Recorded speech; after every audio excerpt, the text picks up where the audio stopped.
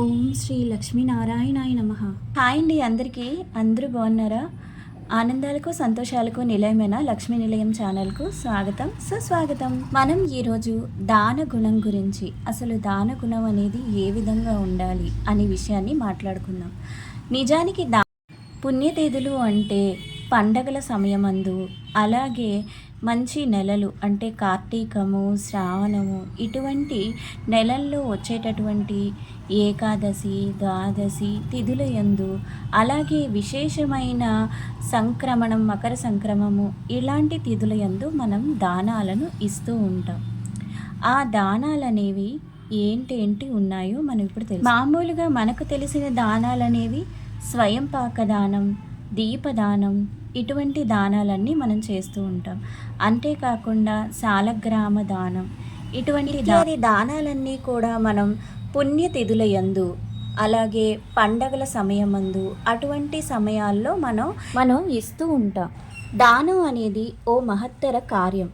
ప్రతిఫలాపేక్ష లేని త్యాగం, కీర్తి, ఇటువంటివేవి కూడా ఆశించకుండా చేసేదే దానం. యజ్ఞం, దానం, తపస్సుల ద్వారా మోక్షం సాధించవచ్చును.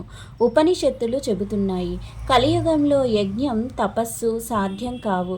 కనుక దానమనే త్యాగగుణం మాత్రమే మానవులను పునీతుల్ని చేస్తుందని భగవద్గీత చెబుతోంది. కృతయుగంలో తపస్సు వల్ల, త్రేతాయుగంలో జ్ఞానం వల్ల, ద్వాపర యుగంలో యజ్ఞ యాగాదుల వల్ల, కలియుగంలో కేవలం దానం వల్లనే కీర్తివంతులు అవుతారని ఋషులు చెప్పారు. మరి ఎటువంటి దానాల వల్ల ఎటువంటి ఫలితాలు కలుగుతాయో చూద్దాము. మరి కన్యాదానం వల్ల మంచి కుటుంబ వ్యవస్థ ఏర్పడుతుంది. గోదాన, భూదానాల వల్ల కుటుంబ పోషణకు అవసరమైన పాడి పంటలు వృద్ధి చెందుతాయి. విద్యాదానం వల్ల అజ్ఞానం అంతరించి విజ్ఞానం వికసిస్తుంది. ఈ 4 దానాలు విశిష్టమైనవి పెద్దలు చెబుతారు. అలాగే భూదానం, గోదానం, తిలదానం, హిరణ్యదానం, వెండి దానం, అజ్యాదానం, వస్త్రదానం, ధాన్యదానం, గుడదానం, లవణదానం అనేవి 10 దానాలు. అందరికీ తెలిసే ఉంటుంది కదండి. అజ్యాదానం అంటే ఆవు నెయ్యండి, గుడదానం అంటే బెల్లం. అలాగే విద్య, కన్య, గృహ, శయ్య, దాసి, అగ్రహర దానాలను కూడా జత చేర్చి షోడశ దానాలు అన్నారు. భారతంలో బృహస్పతి ధర్మరాజుకు అన్నదాన విశిష్టతను వివరించాడు. ఆకలిగా ఉన్నవారి ఆకలి తీర్చే అన్నదానానికి సమమైన దానం మరొకటి లేదు.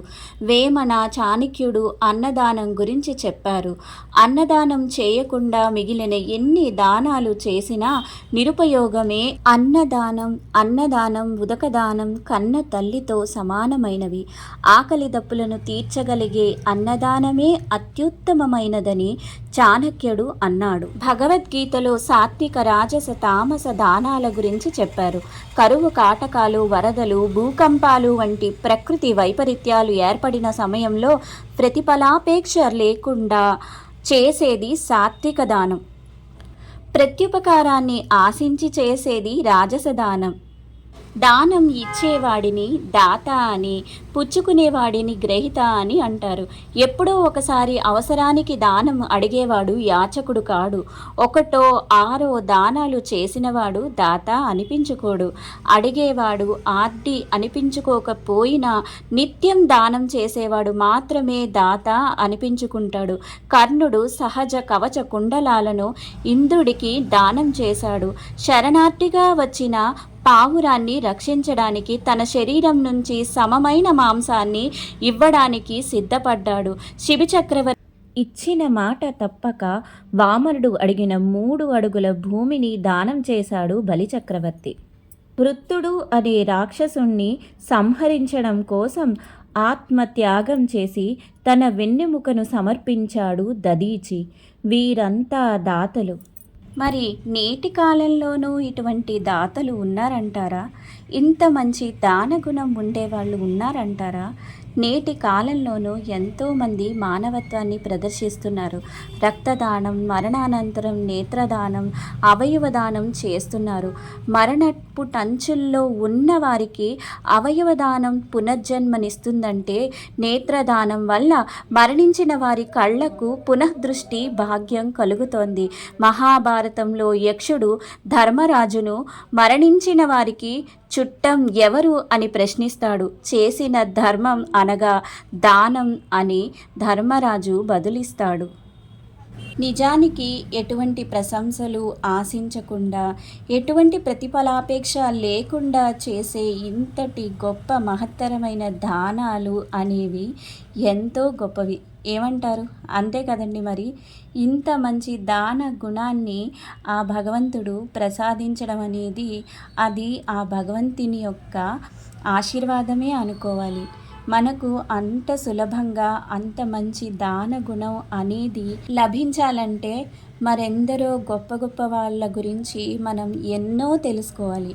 మరి ఇలాంటి మరెన్నో వీడియోలను, మరెన్నో విశేషాలను, మంచి మంచి కథనాలను మీ ముందుకు తీసుకురావడానికి నేనైతే సిద్ధంగా ఉన్నాను. మరి ఎందుకైతే ఆలస్యం? నా వీడియోలని ఫాలో అవుతూ ఉండండి.